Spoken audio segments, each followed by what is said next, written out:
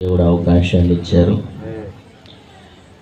మరి ప్రతి నెల 20వ తారీఖు ఈ రీతిగా ఈ 9 వారం ప్రాంతం అంతా కూడా ఒక్కొక్క ప్రదేశంలో ఒక్కొక్క చోట నెలకొక చోట ఈ రీతిగా సువార్తను ప్రకటించడానికి దేవుడు అవకాశం ఇస్తూ ఉన్నారు.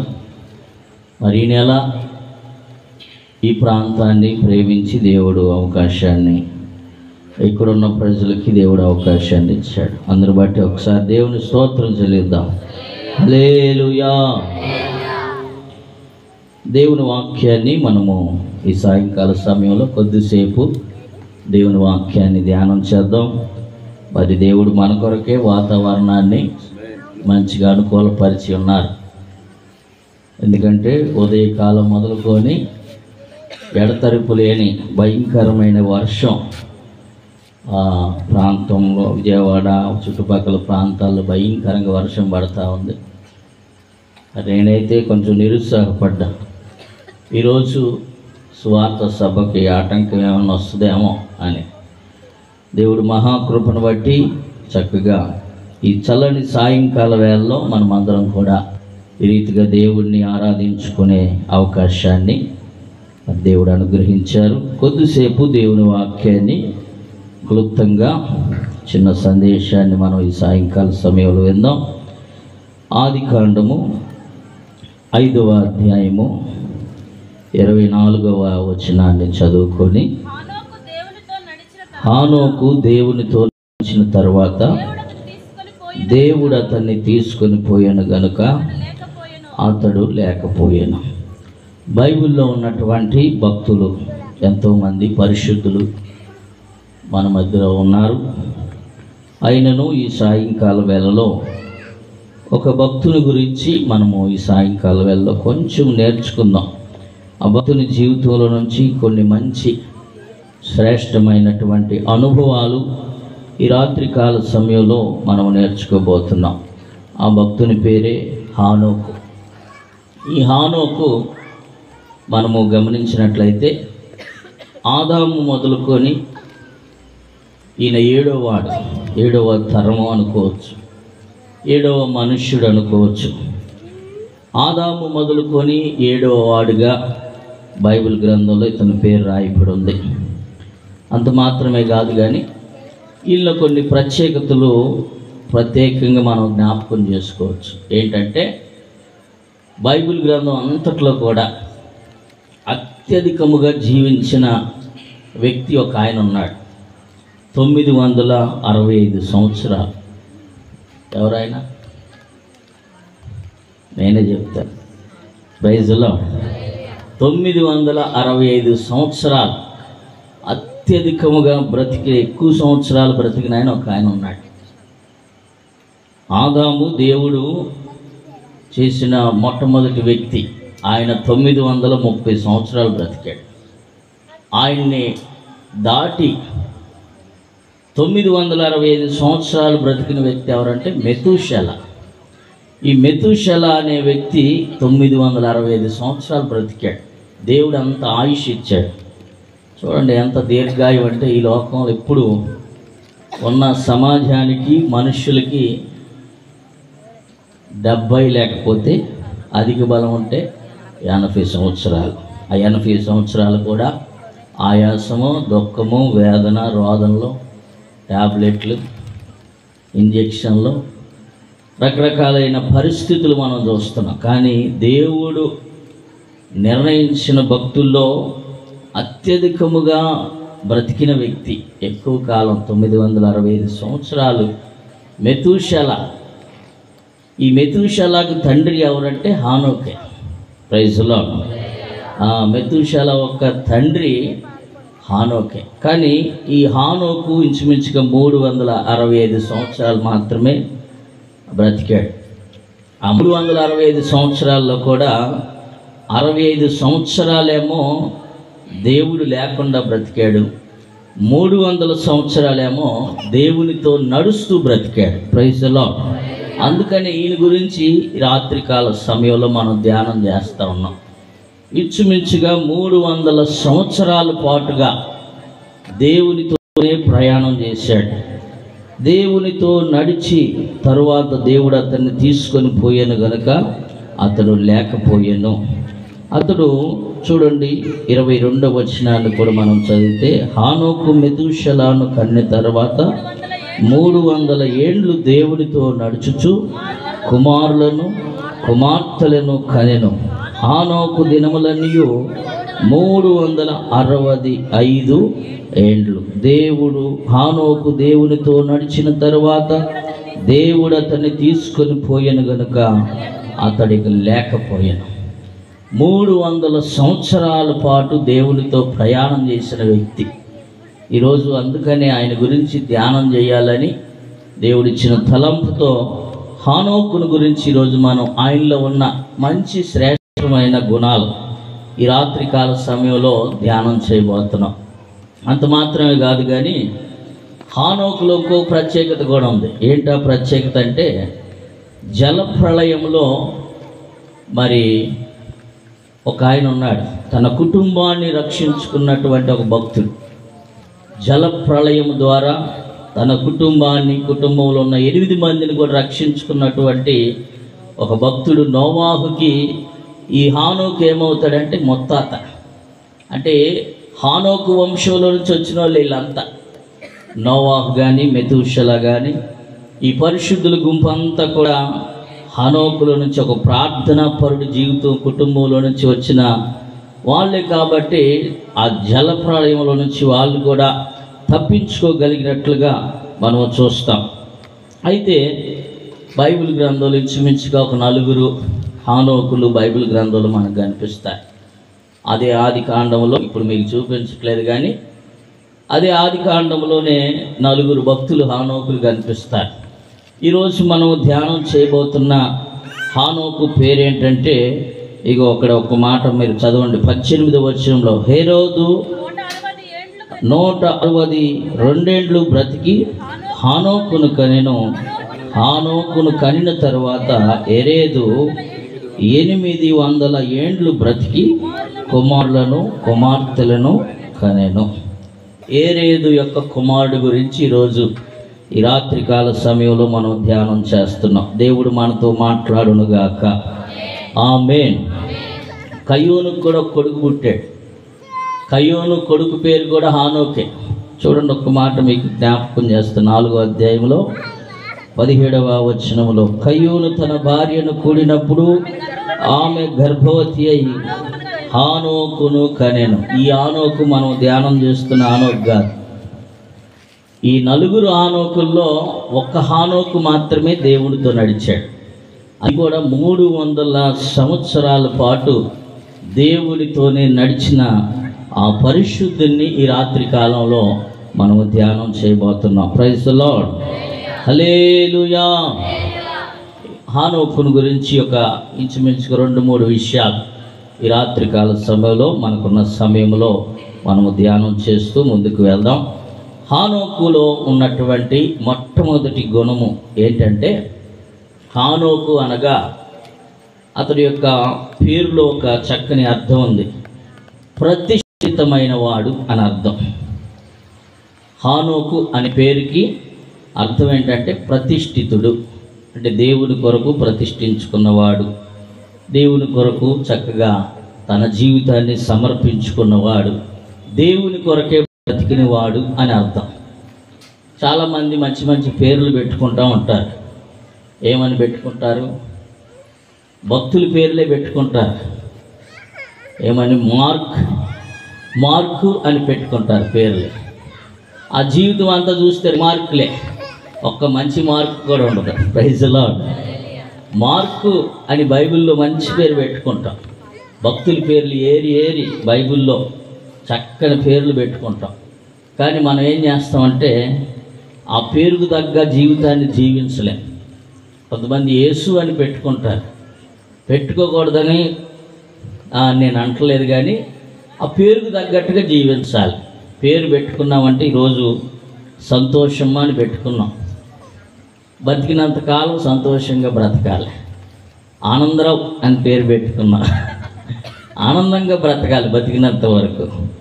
ఇంకా చక్కని పేర్లు, విజయ్ అని పేరు పెట్టుకుంటారు కొంతమంది.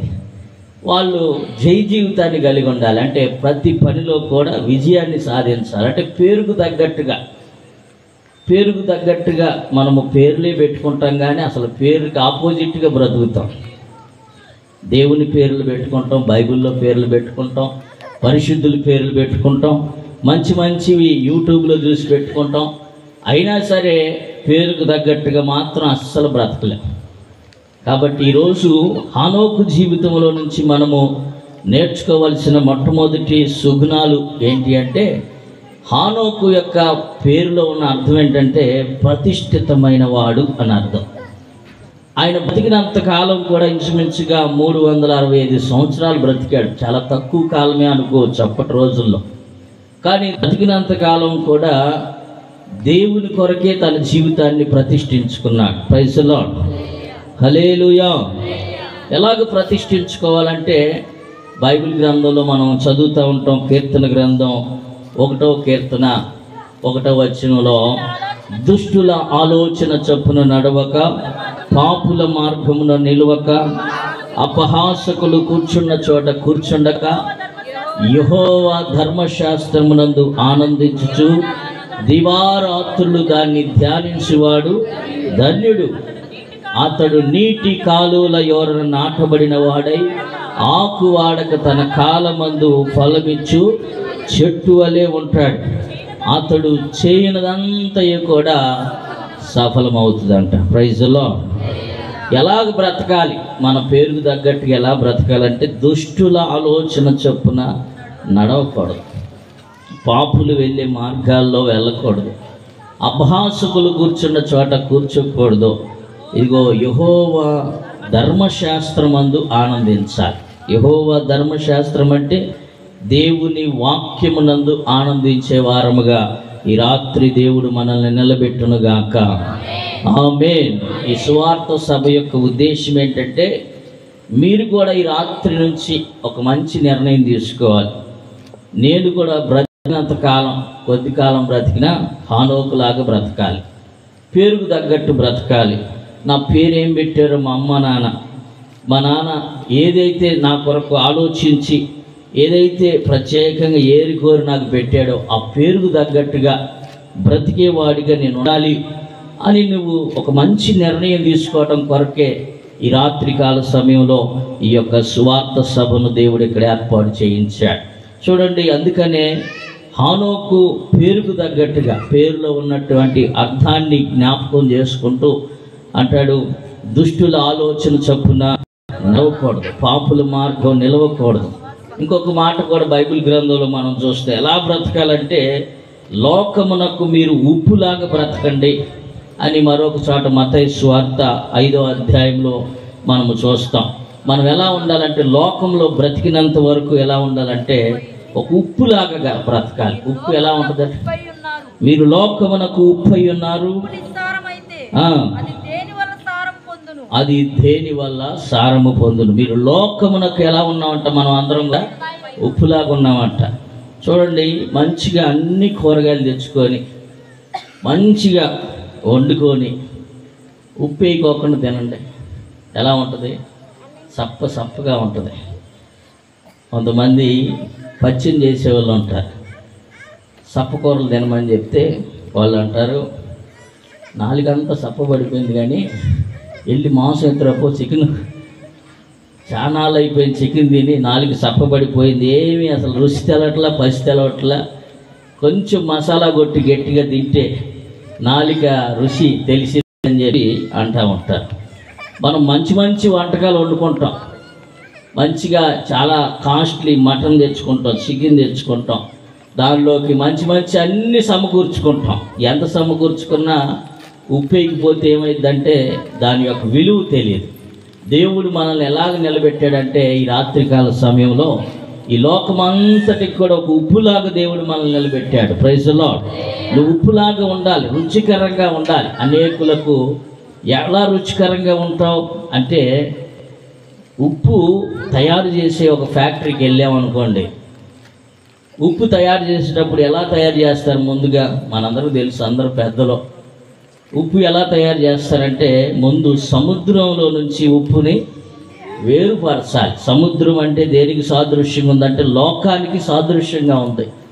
నువ్వు ప్రతిష్ఠితుడిగా మార్చబడాలి అంటే, ప్రతిష్ఠితురాలుగా మార్చబడాలి అంటే ఈ రాత్రి ఆ లోకములో నుంచి నీ జీవితం వేరుపరచబడునుగాక.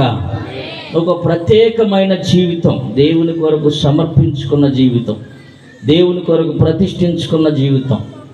ఎందుకంటే ప్రత్యేకపరచబడకపోతే మన జీవితాల్లో హానోకు వలె ఆత్మీయమైన మేలులు మనం పొందుకోలేం. దేవుడితో నడిచే అనుభవం కావాలి అంటే నువ్వు లోకంలో నుంచి వేరైపోవాలి.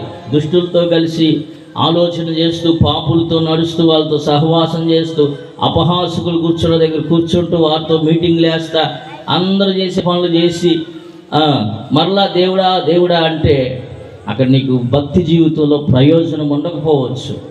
నువ్వు భక్తి జీవితంలో నువ్వు చేసే ప్రతి ప్రార్థన దేవుడి సన్నిధికి వెళ్ళాలంటే, నీ ప్రార్థన దేవుడు ఆలకించాలంటే నువ్వు ఒకటే ప్రత్యేకించబడిన జీవితము నువ్వు జీవించుదువుగాక.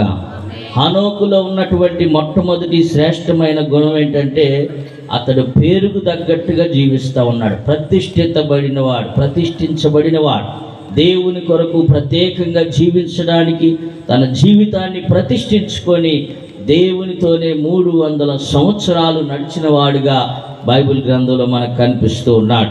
అలాగే హానోకులో మరొక శ్రేష్టమైన గుణాన్ని మనము చూసినట్లయితే అతడు పరిశుద్ధాత్మ పొందిన అనుభవంలో ఉన్నాడు, ఆత్మవశుడిగా ఉన్నాడు. Praise the Lord. ఎలాగ చెప్పగలుగుతున్నారంటే పరిశుద్ధాత్మ అనుభవంలోనికి మనం నడిపించగలిగితే, పరిశుద్ధాత్మని హస్తాల కిందకి మనం వచ్చినట్లయితే దేవుడు మన ద్వారా అనేకమైన కార్యాలు చేస్తాడు. యోధా పత్రికలో మనం ఒక మాట చూద్దాం. చూడండి, యోధా పత్రిక ఒకే అధ్యాయం ఉంటుంది, 14-15 వచనాల్లో హానోకును గురించి అక్కడ ప్రస్తావించడం జరిగింది.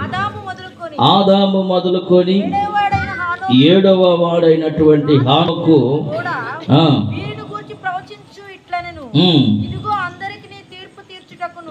ఇదిగో అందరికి తీర్పు తీర్చుటకును వారిలో భక్తిహీనులందరూ భక్తిహీనముగా చేసిన వారి భక్తిహీన క్రియలన్నిటిని గూర్చియు భక్తిహీనులైన పాపులు తమకు విరోధముగా చెప్పిన కఠినమైన మాటలన్నిటిని గూర్చియు వారిని ఒప్పించుటకును ప్రభు తన వేవేల పరిశుద్ధుల పరివారముతో వచ్చెను.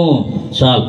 ఇక్కడ చూడండి, ఒక ప్రవచనాన్ని హానోకు చెప్తున్నాడు. ఆదాము మొదలుకొని 7వ వాడైనటువంటి హానోకు కూడా వీరిని గురించి ప్రవచించి ఇట్లన్నాడు. చూడండి, హానోకులో ఉన్నటువంటి 2వ మంచి శ్రేష్టమైన గుణం ఏదైనా ఉందంటే హానోకు ఎలాంటి వాడంటే పరిశుద్ధాత్మ అభిషేకం పొందుకున్నవాడు, పరిశుద్ధాత్మ వరమును పొందుకున్నవాడు.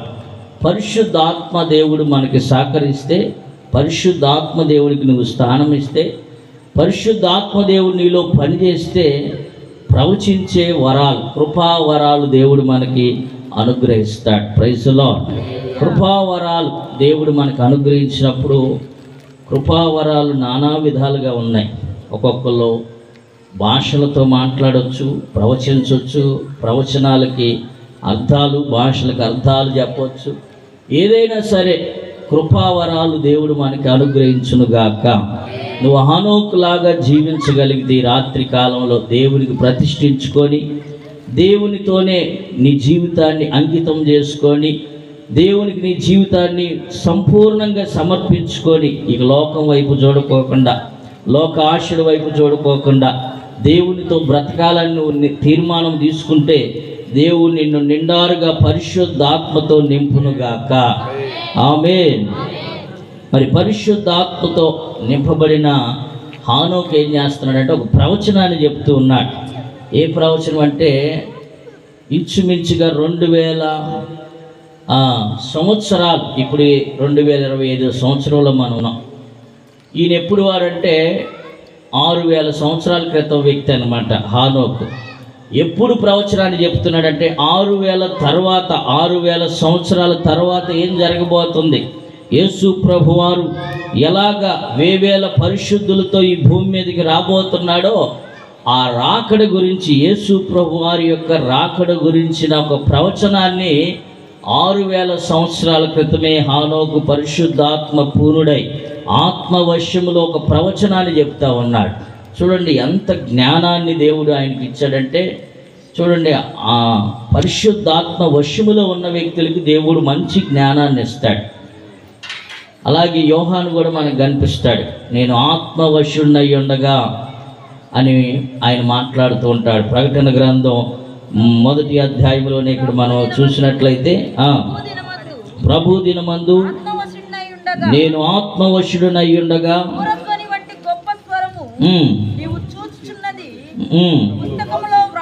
పుస్తకములో వ్రాసి ఎఫెసు, పెర్గము, సార్దీసు, ఫిలదెల్ఫియా, లవోదికీయను 7 సంఘములకు పంపమని చెప్పుట నా వెనుక వింటిని. ఇది వినగా నాతో మాట్లాడుచున్న స్వరమేమిటో అని చూడగా తిరగగా 7 సువర్ణ దీపస్తంభములను, ఆ దీపస్తంభములను మధ్యను మనుష్య కుమారుని పోలిన ఒకరిని చూచితిని. ఆయన పాదములు మట్టుకు దిగుచున్న వస్త్రములు ధరించుకొని రొమ్మునకు బంగారపు దట్టి కట్టుకొని ఉండెను. ఆయన తలయు తల వెంట్రుకలను తెల్లని ఉనిని పోలినవై హిమమంత ధవలముగా ఉండెను. ఆయన నేత్రములు అగ్ని జ్వాలల వలె ఉండెను.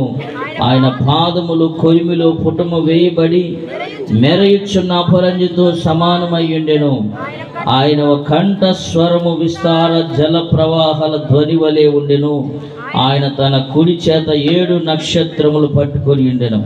ఆయన నోట నుండి 2 అంచులు గల వాడి అయిన ఖడ్గం ఒకటి బయలు వెడలుచుండెను. ఆయన ముఖము మహా తేజస్సుతో ప్రకాశించుచున్న సూర్యుని వలె ఉండెను. నేను ఆయన చూడగానే చచ్చిన వాని వలె ఆయన పాదముల యొద్ద పడి తిని, ఆయన తన కుడి చేతి నా మీద ఉంచి నాతో ఇట్లను, భయపడకుము, నేను మొదటి వాడను కడపటి వాడను జీవించువాడను, మృతుడైతిని గాని ఇదిగో యుగ యుగములు సజీవుడనై ఉన్నాను.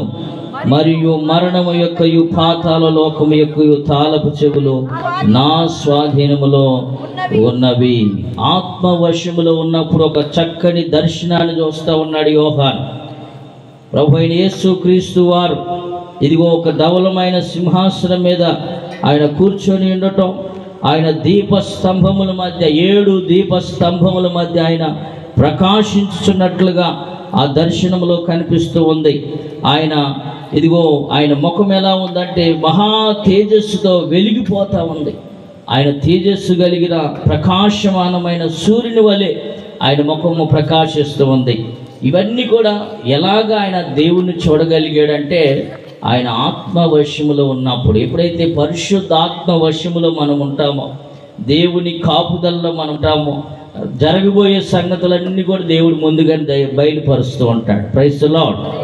రాబోయే కీడును ముందుగానే దేవుడు బయలుపరుస్తూ ఉంటాడు. ఆయన ఆత్మ ద్వారా మనల్ని నడిపిస్తాడు. ఒక ఉన్నతమైన స్థలములోకి ఆయన నడిపిస్తాడు. కాబట్టి పరిశుద్ధాత్మ అనే అనుభవంలోనికి మనమందరము కూడా నడిపించబడదుముగాక. ఆ పరిశుద్ధాత్మ దేవుని సహాయముతోనే మనము ఏదైనా చేయగలుగుతాం. ఆదిమ సంఘములో ఆది అపోస్తులు వారు చాలా పిరికివారు. ఆ యేసు ప్రభు వారి యొక్క శిష్యులందరూ కూడా చాలా పిరికివాళ్ళు. యేసు ప్రభు వారిని బంధించి ఆయన్ని గెస్సమనే తోట నుంచి తీసుకొని వెళ్తూ ఉన్నప్పుడు అందరూ పారిపోయారు. ఎటోళ్ళు అటు పారిపోయారు. ఆయన వెనకాల తిరిగిన వాళ్ళు, అద్భుతాలు చూసిన వారు, ఆశ్చర్యమైన కార్యాలు చూసిన వాళ్ళు అందరూ కూడా పారిపోయారు. అయితే ఎప్పుడు వారు ధైర్యం వచ్చింది వారి జీవితాల్లో అంటే, యేసు ప్రభువారు ఆయన పరమండలానికి ఆరోహణమైన తర్వాత పరిశుద్ధాత్మదేవుడు పెంతెకొస్తు అనే పండుగ దినాన వారున్న మేడ గదిలోనికి దిగివచ్చి బలముగా వారి మీద వ్రాలగా వారు వాక్శక్తి దేవుడు వారికి అనుగ్రహించిన కొలది అన్య భాషలతో వారు మాట్లాడడం ప్రారంభించారు. ఎప్పుడైతే వారు పరిశుద్ధాత్మ శక్తితో నింపబడ్డారో వారికి ధైర్యం వచ్చింది. ముందు ప్రైజ్ ది లార్డ్, వారికి ధైర్యం వచ్చింది. ఆ పిరికోళ్ళు, పారిపోయేవాళ్ళు, ముమ్మారు అబద్ధం ఆడేవాళ్ళు, అసలు యేసు ప్రభు వారు ఎవరో మాకు తెలియదని అబద్ధం ఆడిన వాళ్ళందరూ కూడా ఇప్పుడు ఏమొచ్చిందంటే ధైర్యం వచ్చింది. ధైర్యం వచ్చి దేవుని శక్తి పొందుకొని వాళ్ళు పరిచర్య చేయడం ప్రారంభించారు.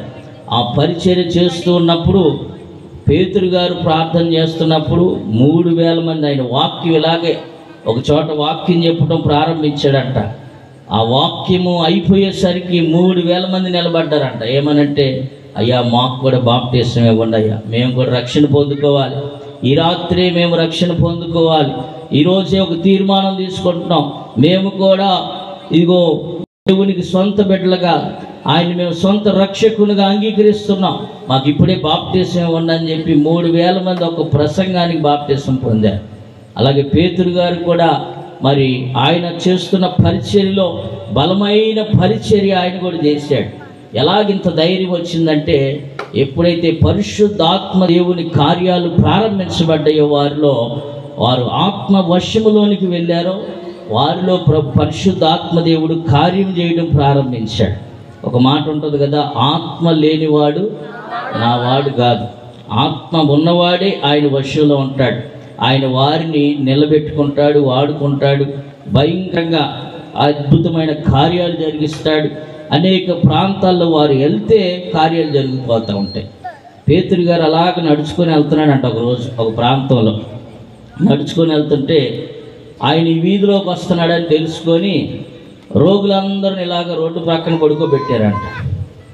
ఆయన నీడ తగలంగానే వెంటనే ఏమైందంటే ఆ రోగులందరూ కూడా బాగుపడ్డారు. పరిశుద్ధాత్మ శక్తి మనలో పనిచేస్తుంటే ఇక చుట్టుపక్కల ఉన్న రోగులందరూ బాగుపడతారు. Praise the Lord. నీలో ఆత్మ ఉంటే నువ్వు అనేకులను రగిలిస్తూ ఉంటావు. నీలో ఆత్మ లేకోకుండా మనం ఎవరిని రగిలించలేం.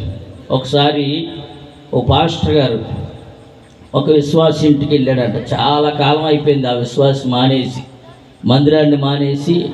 మందిరానికి రావట్లేదు, చాలా కాలం అయిపోయింది, ఏమైందో కనుక్కుందామని చెప్పేసి ఓ పాస్టర్ గారు తన ఇంటికి వెళ్ళాడు, విశ్వాసి ఇంటికి. అది చాలా మంచు ప్రదేశం. అక్కడ వాళ్ళు ఏం చేస్తున్నారంటే కట్టెలన్నీ పోగేసుకొని చలిమంట వేసుకుంటూ ఉన్నారంట. చలిమంట వేసుకుంటుంటే సరిలో పాస్టర్ గారు వెళ్ళి ఏం మాట్లాడాలి వాళ్ళతో, విశ్వాసులతో, వందనాలమ్మా సిస్టరు అని చెప్పి ఆ చలిమంట దగ్గర కూర్చొని చలిగాగుతూ ఉన్నాడు.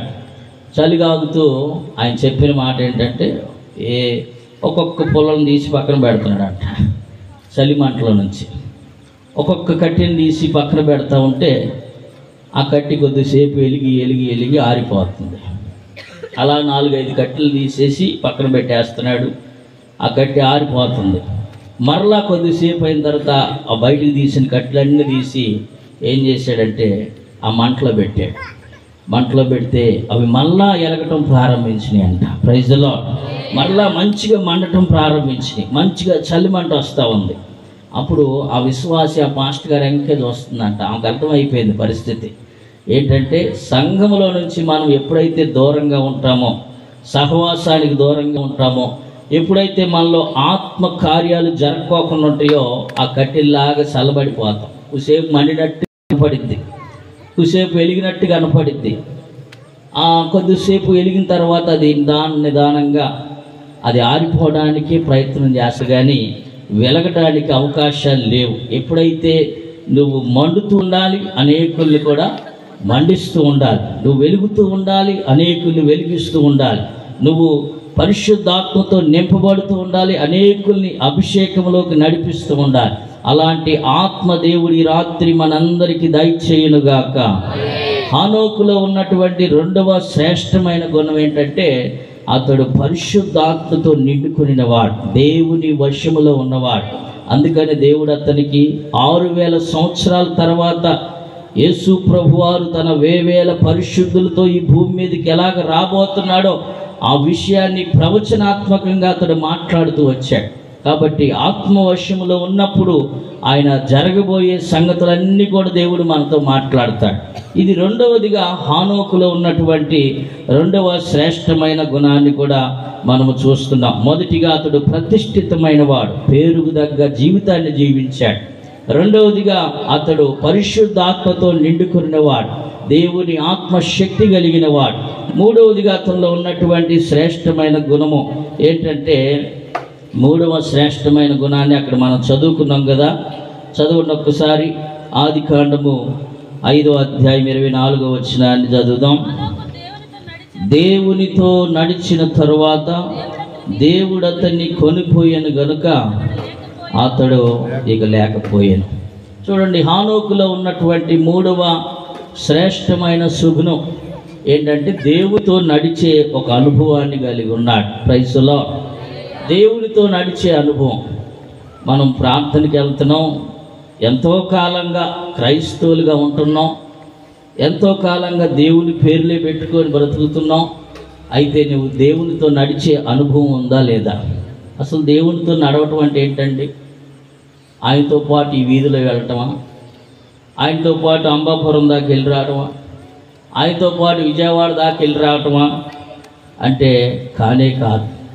దేవునితో నడిచే అనుభవం అంటే దేవుని సన్నిధిలో నువ్వు ప్రతి దినము గడపటం, దేవుని సన్నిధిలో ప్రార్థన చేయడం, ప్రతిరోజు దేవుని సన్నిధిలో దేవుని వాక్యాన్ని ప్రతిరోజు చదవటం, నిత్యము మానక ప్రార్థన చేయటం, ఎడతెగక ప్రార్థన చేయటం, ఎడతెగక వాక్యాన్ని ధ్యానం చేయడం, సహవాసములో కూడుకొనటం, ఇగో పరిశుద్ధులతో కలిసి ప్రార్థన చేయటం, ఇలాగ దేవునికి సంబంధించినటువంటి కార్యకలాపాలు మనం ఎప్పుడైతే దేవుని సన్నిధిలో గడపడానికి ఎక్కువ ఇష్టపడతామో దేవునితో నడిచే అనుభవంలోనికి మనము నడిపించబడతామని దేవుని వాక్యం సెలవిస్తూ ఉంది. అంత మాత్రమే కాదు, కానీ దేవునితో నడిచే అనుభవం అంటే ఏంటంటే, ఇంకొక మాటను మీకు జ్ఞాపకం చేస్తా. దేవునితో నడిచే అనుభవం అంటే ఒకటి మనం జ్ఞాపకం చేసుకోవాలి. దేవుడు మనతో ఉన్నాడని, మనలో ఉన్నాడని, మనం చేసే ప్రతి కార్యం ఆయన చూస్తున్నాడని, ఆయన గమనిస్తున్నాడని మనం ఏం చేయాలంటే గ్రహించాలి.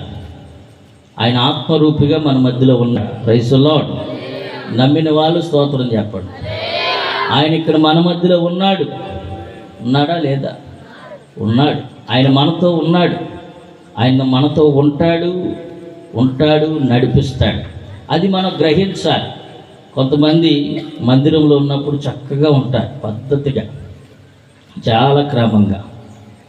కొంచెం మందిరం దాటి బయటికి వెళ్ళారంటే ఇక వాళ్ళ విశ్వరూపం మనం చూడాలి. అసలు వీళ్ళు విశ్వాసేనా, మన విశ్వాసేనా కాదా అని మనకే డౌట్ వస్తుంది అన్నమాట. వాళ్ళు ఒక్కొక్కసారి పెళ్ళిళ్ళు కనపడుతూ ఉంటారు, గుర్తుపట్టలేము మనం.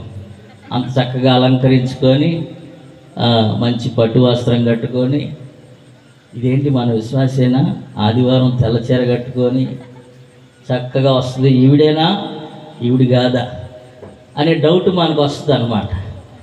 అంటే ఈ రాత్రికాల సమయంలో దేవునితో నడిచే అనుభవం ఏంటంటే, మనం లోకంలో ఉన్నప్పుడు ఒకలాగా, మందిరానికి వచ్చినప్పుడు ఒకలాగా, దేవుల్లో ప్రార్థన చేసేటప్పుడు ఒకలాగా, బయటికి వెళ్ళినప్పుడు ఒకలాగా, అలాగ వ్యత్యాసాలు మనలో ఉండకూడదు. Praise the Lord. దేవునితో నడిచే అనుభవం అంటే ఏంటంటే ఎప్పుడూ ఒకలాగే ఉండాలి. నువ్వు పెళ్ళికి వెళ్ళినా, ప్రార్థనకు వచ్చినా, ఇంకేదైనా కార్యక్రమానికి వెళ్ళినా, ప్రార్థనకు వచ్చినా, పంపు దగ్గరికి వెళ్ళినా, ఇంటి దగ్గర ఉన్నా, ఎలాంటి పరిస్థితులైనా, ఏ పరిస్థితులైనా నువ్వు ఒకే రీతిగా బ్రతకాలి. అదే దేవునితో నడిచే అనుభవం అంటే. చూడండి, ఒక మాటను మీకు జ్ఞాపకం చేస్తాను. 139వ కీర్తనలో ఒక మాట రాయబడి ఉంటుంది. 1 నుంచి 5 వచనాలు కూడా మనం చదివినట్లయితే, నీవు నన్ను పరిశోధించి తెలుసుకొని ఉన్నావు, నేను కూర్చుండుట, నేను లేచుట నీకు తెలియను, నాకు తలంపు పుట్టక మునిపే నీవు నా మనస్సు గ్రహించుచున్నావు, నా నడకను నా పడకను నీవు పరిశీలన చేసి ఉన్నావు, నా చర్యలన్నిటినీ నీవు బాగుగా తెలుసుకొని ఉన్నావు. యెహోవా, మాట నా నాలుకకు రాకమునిపే అది నీకు పూర్తిగా తెలిసి ఉన్నది. వెనుకను ముందును నీవు నన్ను ఆవరించి ఉన్నావు, నీ చేయి నా మీద ఉంచి ఉన్నావు, ఇట్టి తెలివి నాకు మించినది. చాలు. చూడండి, ఇక్కడ కీర్తనలో దావీదు రాస్తున్న ఒక చక్కని కీర్తన. యెహోవా, నీవు నన్ను పరిశోధించి తెలుసుకున్నావు, నువ్వు నన్ను పరిశోధించేవయ్యా. నా అంతరంగాలు, నా మనస్తత్వాలు, నా యొక్క ఆలోచనలు, నేను నడిచే విధానము, పండుకునే విధానము, నా తలంపులు పుట్టకముందే నువ్వు నా మనస్సును గ్రహించి ఉన్నావు. నా నడకను, నా పడకను నువ్వు పరిశీలన చేసి ఉన్నావు. నా చర్యలన్నిటినీ నువ్వు బాగుగా కూడా తెలుసుకొని ఉన్నావు. ఎందుకంటే ప్రభు మనతో ఉన్నాడంటే మనం చేసే ప్రతి కార్యాన్ని కూడా ఆయన చూస్తూ ఉన్నాడు, పరిశీలిస్తూ ఉన్నాడు. మన మాట నోట్లో నుంచి బయటికి రాకముందే ఆయన ఎరిగి ఉన్నాడంట. Praise the Lord. ఇది మనము గ్రహించిన వారమైతే నిశ్చయముగా దేవునితో నడిచే అనుభవంలోనికి మనమందరం మార్చబడదుముగాక. దేవునితో నడుస్తున్నాం అంటే అసలు ముందు గ్రహింపు ఉండాలి. దేవుడు మనతో ఉన్నాడు, మన పక్షాన ఉన్నాడు, నాలో ఉన్నాడు. ఆయన ప్రతీదీ చూస్తున్నాడు, ప్రతీదీ ఆలకిస్తున్నాడు, ప్రతీదీ పరిశీలిస్తున్నాడు. నా అంతరంగాన్ని, నా మనస్సును, నా ఆలోచనలు, నేను మాట్లాడే మాటను ప్రతీదీ కూడా ఆయన చూస్తున్నాడు అని నువ్వు గ్రహింపు కలిగిన వారిగా ఉండగలిగితే అదే అనుభవం నిన్ను దేవునితో నడిపించునుగాక. చక్కని పాట కూడా ఉంది కదా, నన్ను చూచువాడా నిత్యం కాచువాడా, నన్ను చూచువాడా నిత్యం కాచువాడా, పరిశోధించి తెలుసుకున్నావు, చుట్టూ నన్ను ఆవరించావు, పరిశోధించి తెలుసుకున్నావు, నన్ను ఆవరించావు. కూర్చుండుట లేచి ఉండుట బాగుగా ఎరిగి ఉన్నావు రాజా, బాగుగా ఎరిగి ఉన్నావు.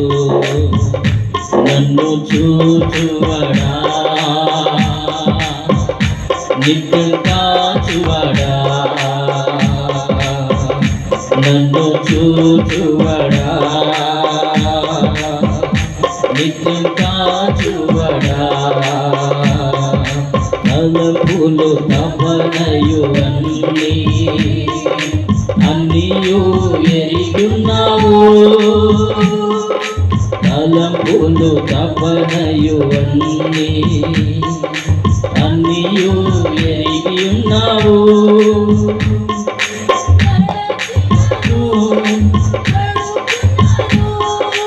అయ్యా నీవెరిగి ఉన్నావు, నడచినను పండుకున్నను అయ్యా నీవెరిగి ఉన్నావు. ధన్యవాదం యేసు రాజా, ధన్యవాదం యేసు రాజా, నన్ను చూచువాడా నిత్యం కాచువాడా, నన్ను చూచువాడా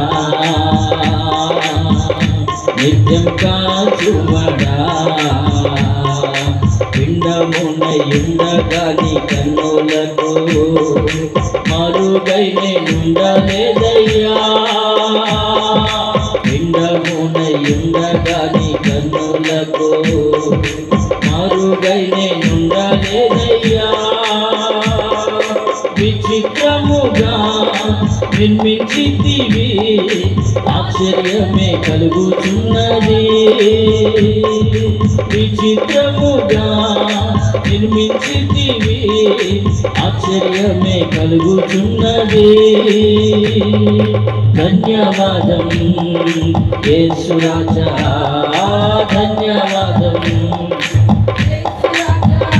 నన్ను చూచువాడా నిత్యం కాచువాడా, నన్ను చూచువాడా నిత్యం కాచువాడా, పరిశోధించి తెలుసుకున్నావు, చుట్టూ నన్ను ఆవరించావు, పరిశోధించి తెలుసుకున్నావు, చుట్టూ నన్ను ఆవరించావు. కూర్చుండుట నే లేచి ఉండుట బాగుగా ఎరిగి ఉన్నావు రాజా, బాగుగా ఎరిగి ఉన్నావు. నన్ను చూచువాడా, నిత్యం కాచువాడా, నన్ను చూచువాడా, నిత్యం కాచువాడా, నన్ను చూచువాడా, నిత్యం కాచువాడా, నన్ను చూచువాడా, నిత్యం కాచువాడా.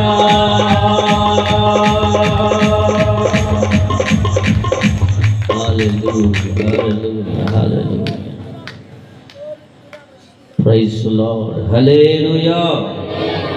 హానోకు జీవితంలో నుంచి ఈరోజు మనము 3 విషయాలు, మొదటిగా అతడు దేవుని కొరకు ప్రతిష్ఠించుకున్న జీవితాన్ని జీవించినట్లుగా, రెండవదిగా అతడు పరిశుద్ధాత్మ శక్తి చేత నింపబడి అనేకమైన కృపావరాలు పొందుకున్న వాడిగా ఉన్నాడని మనం నేర్చుకుంటున్నాం.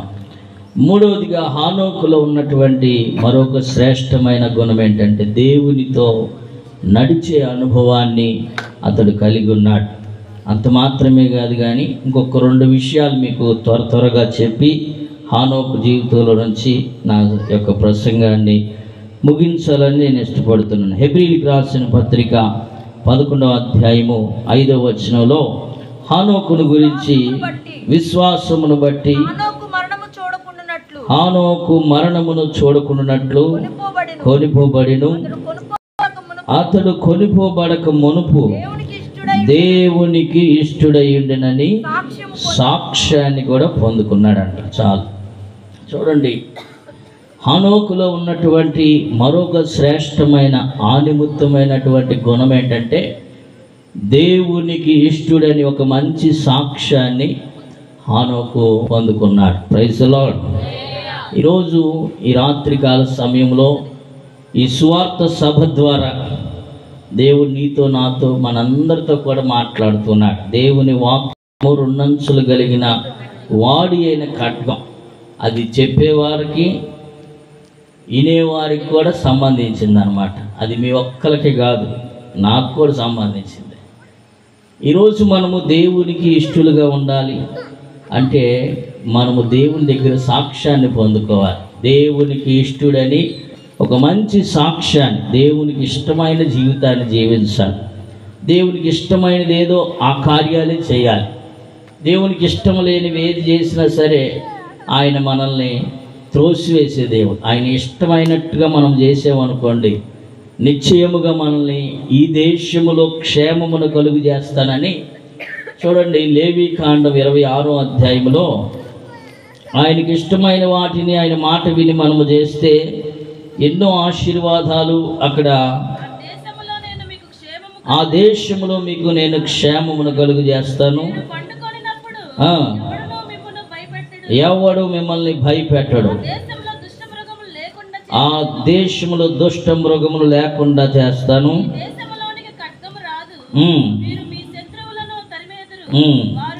అవన్నీ కూడా ఆశీర్వాదాలు. 21వ వచనాన్ని చదువుదాం. అసలు మనకు కావాల్సిన మాట, మీరు నా మాట విననొల్లక నాకు విరోధముగా నడిచిన ఎడల నేను మీ పాపములను బట్టి మరి 7 అంతలుగా మిమ్మల్ని బాధిస్తాను అంటున్నాడు. Praise the Lord. చూడండి, వాగ్దానాలు మనం నూతన సంవత్సరంలో వాగ్దానాలు చేస్తాం. చూసుకుంటారు, మంచి వాగ్దానం వస్తేనేమో తీసుకెళ్ళిపోతారు ఎవరో చెప్పకుండా. ఏదన్నా కొంచెం కష్టతరంగా వాగ్దానం వచ్చిందంటే అయ్యగారు మీరివ్వండి, నేను తీసుకుంటే సరిగ్గా రావట్లేదు కానీ మీరివ్వండి, ఒకటి మంచిది మీ చేతితో తీయండి, అది చూడకోకుండా తీయండి.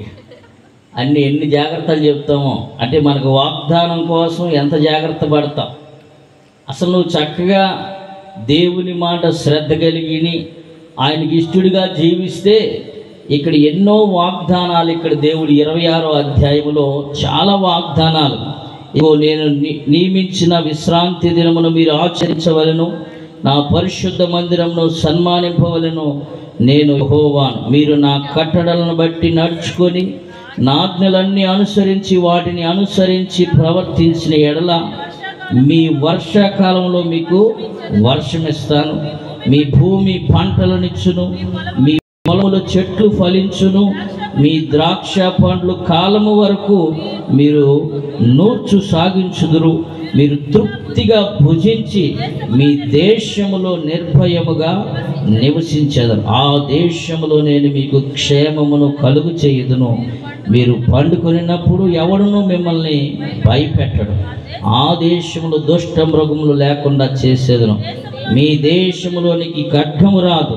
మీరు మీ శత్రువులను తరిమెదరు, వారు మీ ఎదుట ఖడ్గము చేత పడిదరు. మీలో 5 100 మందిని తరుగుతారు. ఎన్నో వాగ్దానాలు దేవుడు ఇక్కడ అన్ని రాశాడు.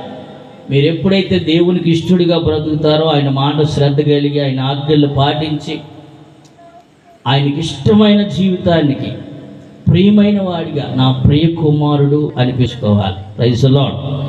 ఆ మాట ఎవరు అనిపించుకున్నారంటే ప్రభు అయిన యేసుక్రీస్తు వారు అనిపించుకున్నారు.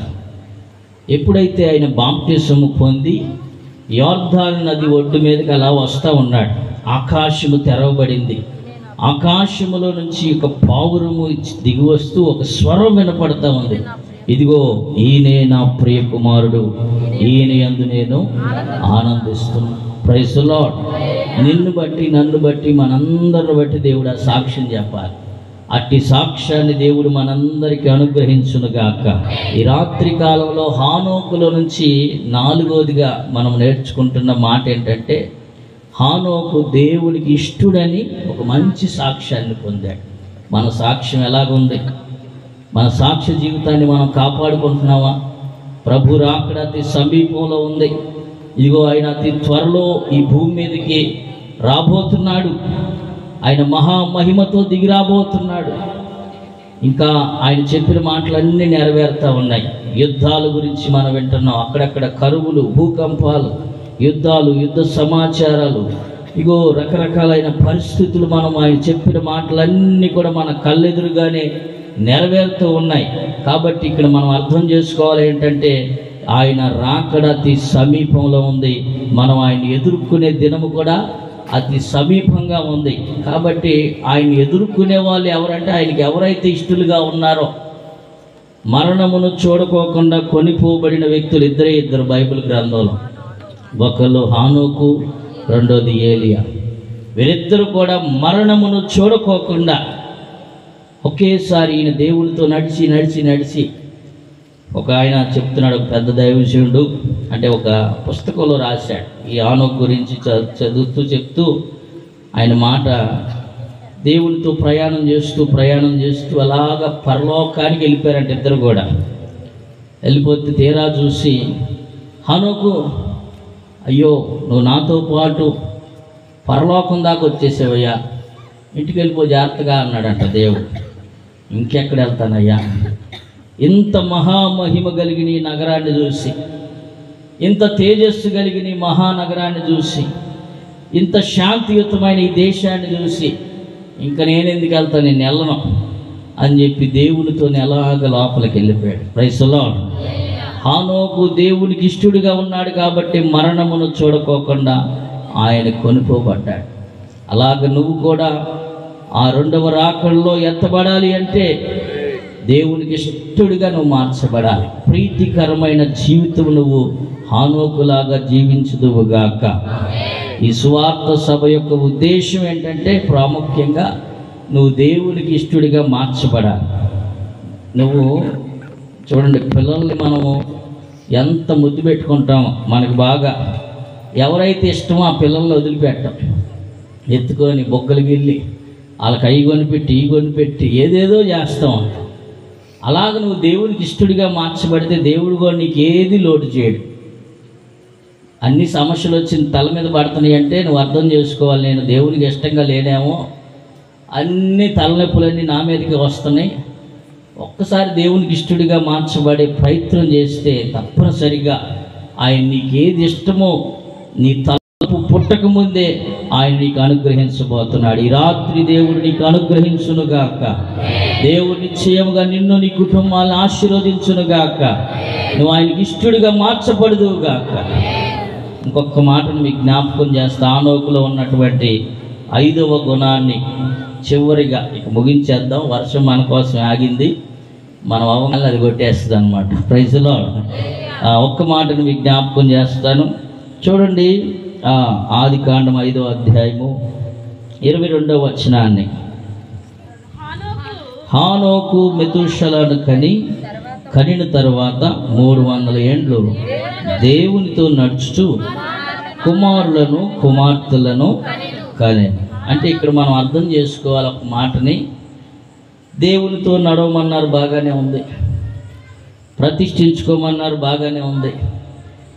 పరిశుద్ధాత్మతో నిండుకొనమన్నారు, బాగానే ఉంది. దేవునికి ఇష్టడిగా జీవించమన్నారు, బాగానే ఉంది. మరి కుటుంబాన్ని వదిలేయమంటారా అనే ప్రశ్న చాలామందిలో ఉంటుంది. మరి పిల్లల సంగతి ఏంటంటే, భార్య సంగతి ఏంటంటే, హానోకులో నుంచి నేర్చుకోవాలి మనం. Praise Lord. ఆయన దేవునితోనే నడుస్తున్నాడు. ఏం చేస్తున్నాడంటే పిల్లల్ని, కుమారులను కుమార్తెలను కంటానే ఉన్నాడు. అంటే కుటుంబాన్ని పోషిస్తున్నాడు, దేవునితో కూడా నడుస్తున్నాడు. కొంతమంది దేవునితోనే నడవమన్నారు కదా అని కుటుంబాన్ని విడిచిపెట్టేసి, ఇక నా కుటుంబంతో సంబంధం లేదు, పిల్లలకి నాకు సంబంధం లేదు, మీరెవరు నేనెవరు, మీ దారి మీది నా దారి నాది అని కొంతమంది ఇలాంటి తక్షణ నిర్ణయాలు తీసుకుంటా ఉంటారు. నువ్వు కుటుంబాన్ని బాగుగా ఏలేవాడుగా ఉందువుగాక. కుటుంబంలో పరిస్థితులన్నీ నువ్వు ఎరిగి ఉందువుగాక. మన కుటుంబాన్ని కూడా రక్షించుకోవాలి, కుటుంబాన్ని కూడా చక్కబెట్టుకోవాలి. మరి మనకిచ్చిన భార్య బిడ్డల్ని దేవుని రాకడ కొరకు మనము సిద్ధపరచుదుముగాక. హనోకులో ఉన్నటువంటి మరొక శ్రేష్టమైన గుణం ఏంటంటే, అతడు పని చేసుకుంటున్నాడు, కష్టపడుతున్నాడు, కుటుంబాన్ని బాగుగా ఏలుతున్నాడు, అలాగే తన పిల్లల్ని పోషించుకుంటున్నాడు, చదివించుకుంటున్నాడు, అన్ని పనులు చేస్తూ ఉన్నాడు, దేవునితో కూడా నడుస్తూ ఉన్నాడు. కాబట్టి ఈ రాత్రికాల సమయంలో మరి హానోకులో ఉన్నటువంటి 5 శ్రేష్టమైన విషయాలు. హానోకు దేవుడికి ఇష్టడుగా ఉన్నాడు, కుటుంబాన్ని కట్టుకున్నాడు, ప్రతిష్ఠితుడిగా బ్రతికాడు, పరిశుద్ధాత్మతో నిండుకున్నవాడిగా ఉన్నాడు, దేవునితో నడిచే అనుభవాన్ని కలిగి ఉన్నాడు. ఇట్టి ఆ ఆశీర్వాదాలు దేవుడు ఈ రాత్రికాల సమయంలో ఈ వాక్యాన్ని వింటున్న వారికి, ఈ శబ్దయంత్రం ద్వారా ఈ వాక్యాన్ని వింటున్న వారికి, ఈ వాక్య కూటంలో పాల్గొన్న వారికి ప్రభు అట్టి ఆశీర్వాదాలు దేవుని మెండుగా కుమ్మరించునుగాక. అందరం కూడా మోకరించి ప్రార్థన చేసుకుందాం. విన్న వాక్యాన్ని దేవుడు మన వినికిల్లో ఫలింపు చేయనట్లుగా, ఇదిగో ప్రభు నేను కూడా హానోకు వలె బ్రతకాలయ్యా, హానోకు వలె నేను కూడా నీతో నడిచే అనుభవం నాకు కావాలి ప్రభు, హానోకు వలె నీకు ఇష్టడిగా నేను మార్చబడాలి ప్రభు.